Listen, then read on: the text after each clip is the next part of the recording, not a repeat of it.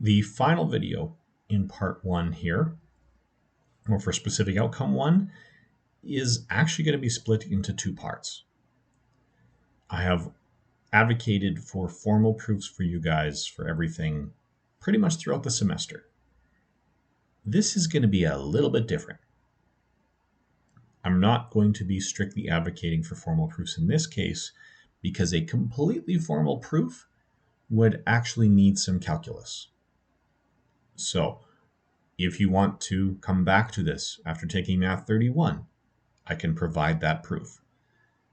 Here I'm just going to provide what I would consider more a compelling argument than a proof. What we are looking for is a proof that a tangent to a circle is perpendicular to the radius at the point of tangency. Now we know that perpendicular means they're at right angles. We know from Math 10C that the slopes of perpendicular lines will be negative reciprocals of each other.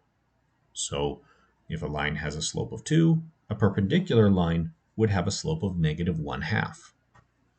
A line that has a slope of 2/3 would have a slope of negative 3/2. What we are looking to do now is to prove that the tangent is perpendicular to the radius at the point of tangency. So a completely formal proof, as I mentioned, would require calculus because that would allow us to formulate the slope of the line at any point on the surface of a circle. For now, we'll set it up like this. So here is our circle. Now we're going to start by connecting a line segment. So this is a radius, and we're asked to show that the tangent at point B is perpendicular to the radius. Now remember, a radius can be made that is perpendicular to any chord. If we bisect a chord, then that line that passes through it must be a radius. That was what we did in our first point. That's actually the end we're going to start with.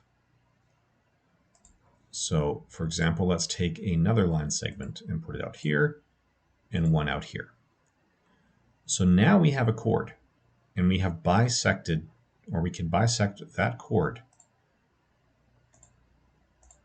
through A. So now we know that this chord is bisected perpendicularly by point A. We can find a perpendicular bisector to this chord, or perpendicular line to this chord right on the surface. So what we need to do is show that that's a tangent. We can start that by taking not just a line segment, but extending BC into a full line. So these lines appear parallel. To show that they are, we can take this chord and shrink it down, and shrink it down, and shrink it down as we slide C until it gets closer and closer to B. B, C, and D are going to come in one on top of each other, and our perpendicular bisector that we have here lines up exactly with this chord. D jumps to the other side for some reason, probably because we now have a 0 length chord. So there's a little bit of ambiguity there. That's just in the math, but we can see that these should appear to be perpendicular. Again, this is not a proof. This is simply a compelling argument. To do a formal proof, we would need to show that the slopes are similar. So one way to do that, now that we have this chord, is to set up a perpendicular line to this chord that goes through point C, another perpendicular line to this chord that goes through point B. We find this line here, or the equation of this line. we find a point or a line through point D that is parallel to it. So we'd have to come up with coordinates for these points. We come up with a parallel line that intersects at exactly point D. That point or that line intersecting the circle at point D only would be the tangent. And then we show that it's parallel to B and C.